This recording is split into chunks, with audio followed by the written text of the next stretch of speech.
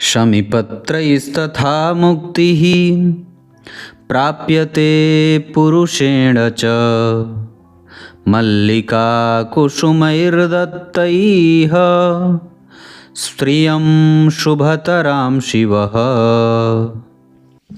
प्रिय दर्शकों नमस्कार, एक बार फिर से उपस्थित हूँ आप सबके सामने बुधवार के कार्यक्रम में।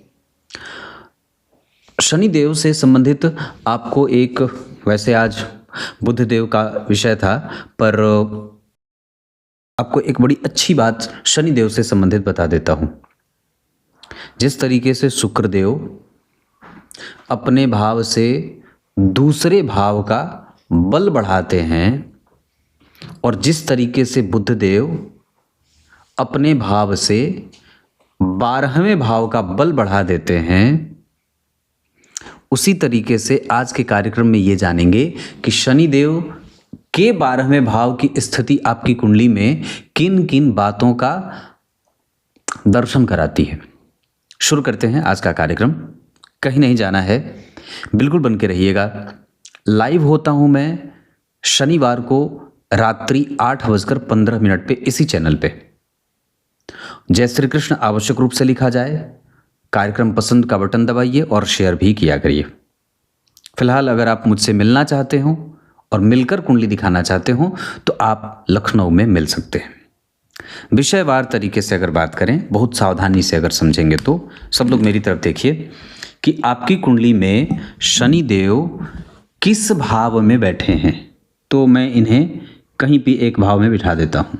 मान लीजिए आपकी कुंडली के शनिदेव सप्तम भाव में बैठे हैं, तो शनिदेव से ठीक 12वें घर की स्थिति, ठीक 12वें घर की स्थिति, यहाँ से शनिदेव के ठीक पिछले भाव को 12वां भाव कहेंगे। मतलब किसी भी ग्रह का, कोई भी ग्रह जहाँ बैठा है उसके ठीक 12वें भाव को, वो उसका ठीक जो पिछला भाव होता है वो उसका 12वां भाव होता है। तो शनिदेव जहाँ कहीं बैठे हैं वहाँ से ठीक 12वें भाव की स्थिति में अगर कोई भी ग्रह उच्च का हुआ है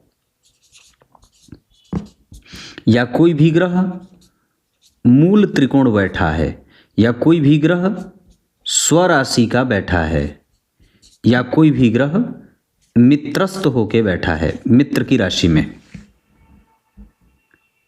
तो ये व्यक्ति के जीवन में उसकी जिम्मेदारी को निभाने वाले हो जाते हैं। व्यक्ति अपनी संपूर्ण जिम्मेदारी का निर्वहन करेगा।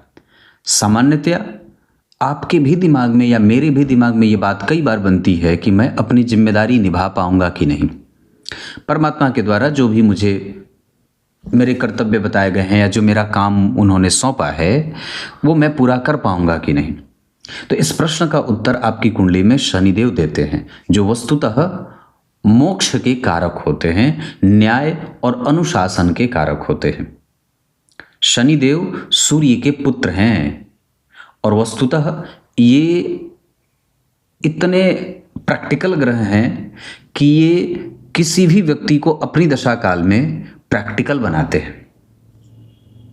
ये कभी कभी व्यक्ति को निर्दयी और हठी भी बना देते हैं। अगर शनि के ऊपर पापक ग्रहों की दृष्टि रही, जैसे शनि के ऊपर मंगल की दृष्टि पड़ गई, तो ये व्यक्ति को जिद्दी और हठी बना देंगे, निर्दयी।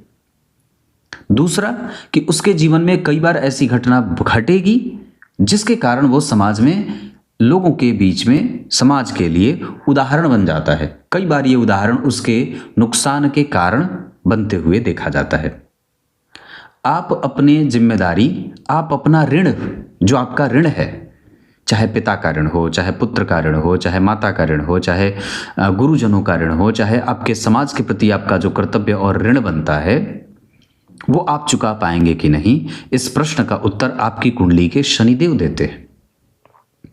अगर जन्म कुंडली में शनिदेव, और एक बात और है कि शनि जहां भी बैठे हैं आपकी कुंडली में, उनके ठीक 12वें भाव में अगर कोई भी ग्रह अच्छा बैठा है, अच्छा कहने का अर्थ है कि वहां वो बहुत अच्छी स्थिति बनी है शनिदेव के ठीक 12वें घर में, तो उस व्यक्ति का व्यय बहुत अच्छा होता है, व्यय संतुलित होता है। वो कभी भी ऋण में नहीं मरता। उसके जितने भी ऋण होंगे वो सब चुका देगा।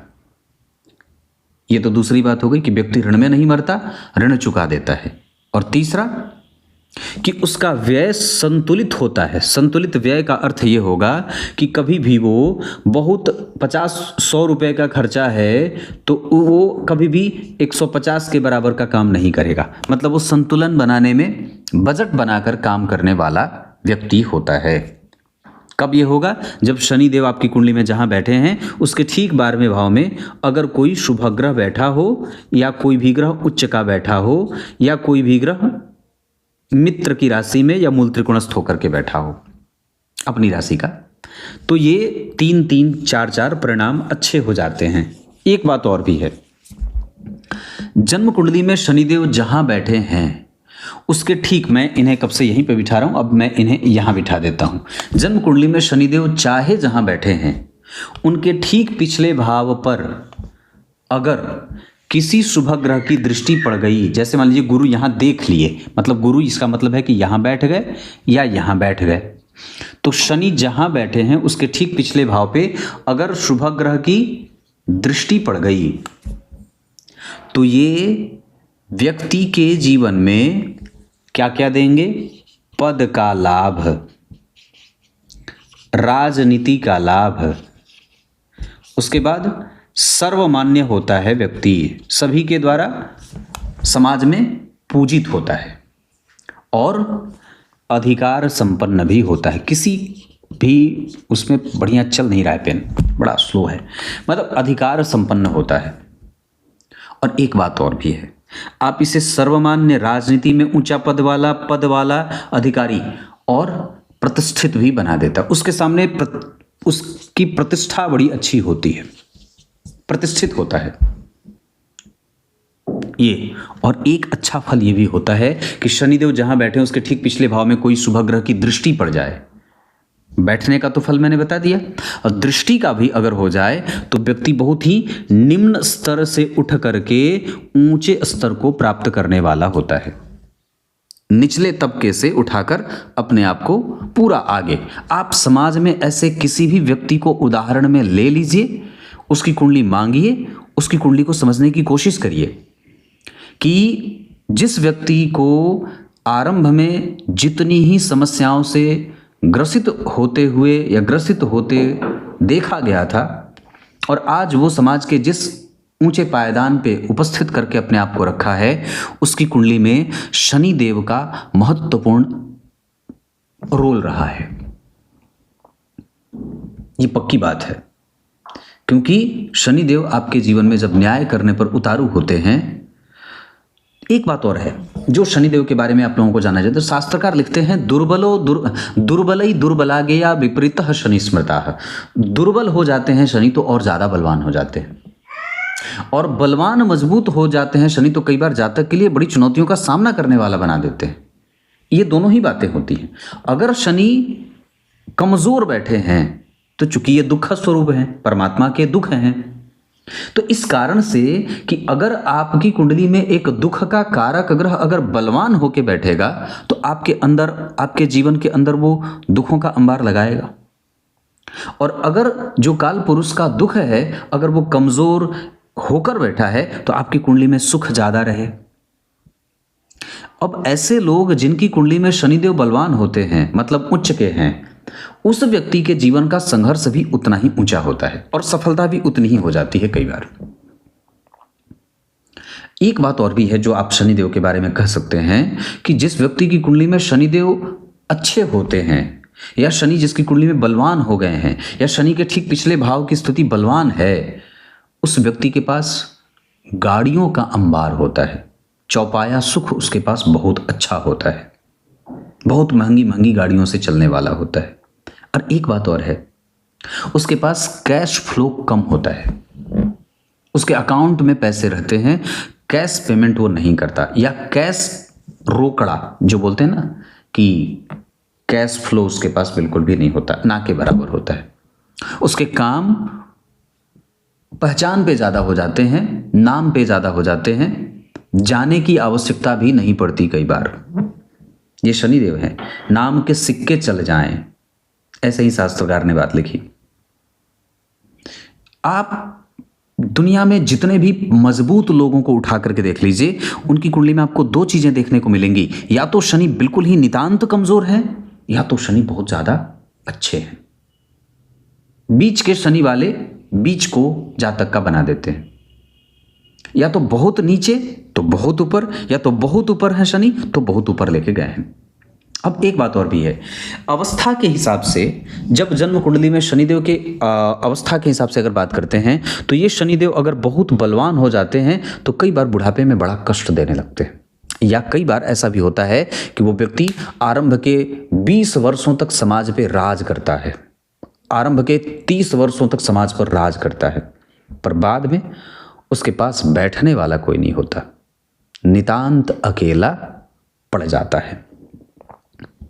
ये सब शनि के प्रभाव बता रहा हूं। आप जब शनिदेव को और भी ज्यादा निकट से समझना चाहते हैं तो जिस व्यक्ति की कुंडली में शनिदेव बहुत उत्तम कोटि के बैठे होते हैं, उस व्यक्ति को समाज का निचला तबका बहुत पसंद करता है।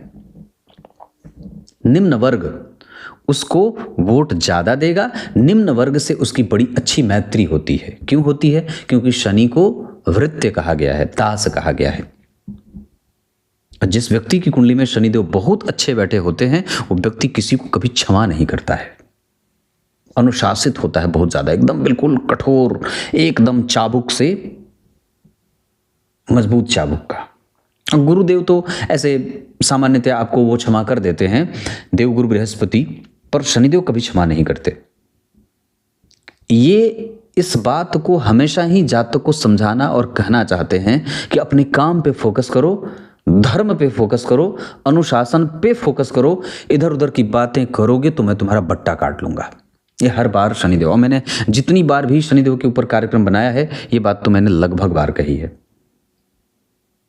ये शनिदेव हैं, इनको प्रसन्न करना हो तो आप अलग से कुछ भी पहने न पहने, बस आप अनुशासन अपने जीवन में धारण कर लीजिए। अगर आप इनको प्रसन्न करना चाहते हैं, इनका संपूर्ण वरदहस्त अपने ऊपर चाहते हैं, तो बस आप धर्म का पालन अपने जीवन में करना शुरू कर दीजिए। जितना ज़्यादा धर्म का अर्थ क्या है? गाय की सेवा। धर्म का क्या अर्थ है? आपको जो काम दिया गया है आप उसे ईमानदारी से करिए। धर्म का अर्थ क्या है? किसी को सताना नहीं है। धर्म का अर्थ क्या है? समय पे सोना है, समय पे जागना है। धर्म का अर्थ क्या है? सत्य का पाला पकड़ना है ना? सत्य, झूठा नहीं, गलत नहीं, और ऐसा उलूल जुलूल बातें नहीं, बिल्कुल ही गंभीर बातें करना। बड़े थोड़ी कड़वी बात बोलेंगे शनि वाले, लेकिन बोलते बड़े सत्य हैं। कटु वचनभाषी होते हैं पर सत्य बोलने वाले होते हैं। तो ये शनिदेव का ऐसा व्यापक स्वरूप है, व्यापक प्रभाव है। अब आइए, कार्यक्रम के आरंभ में मैंने जो श्लोक पढ़ा था उसका अर्थ बता देता हूं। जो व्यक्ति मोक्ष की इच्छा रखकर शिव जी की पूजा करता है उसे शमीपत्र भगवान को अर्पित करना चाहिए। और चमेली के फूल से जो व्यक्ति शिव जी की पूजा करता है उसका अन्न कुठार भरा रहता है। वो कभी भी उसके घर में धन की कमी नहीं होती है। धन मतलब अनाज की कमी नहीं होती। अब धन दूसरा भी, पर यहाँ पे बेसिकली धन का मूल अर्थ भगवान वेदव्यास ने अनाज से किया है। उसका घर अनाज से भरा होता है। देवी अन्नपूर्णा का आशीर्वाद उसे मिलता रहता है। चमेली का पुष्प भगवान शिव को अर्पित करना चाहिए। समीपत्र भगवान को अर्पित करने से व्यक्ति मोक्ष को प्राप्त करता है। कुछ भी नहीं है तो बिल्वपत्र आप सब कुछ अर्पित करें। बिल्वपत्र अर्पित ना करें तो भगवान की पूजा अधूरी है। तो बिल्वपत्र अर्पित करना चाहिए। भगवान को सबसे ज्यादा प्रिय नीला लाल कमल है। लाल कमल का फूल। कुछ इसी तरीके से आज के इस कार्यक्रम का समापन करते हैं। तब तक के लिए इजाजत दीजिए। बहुत बहुत नमस्कार।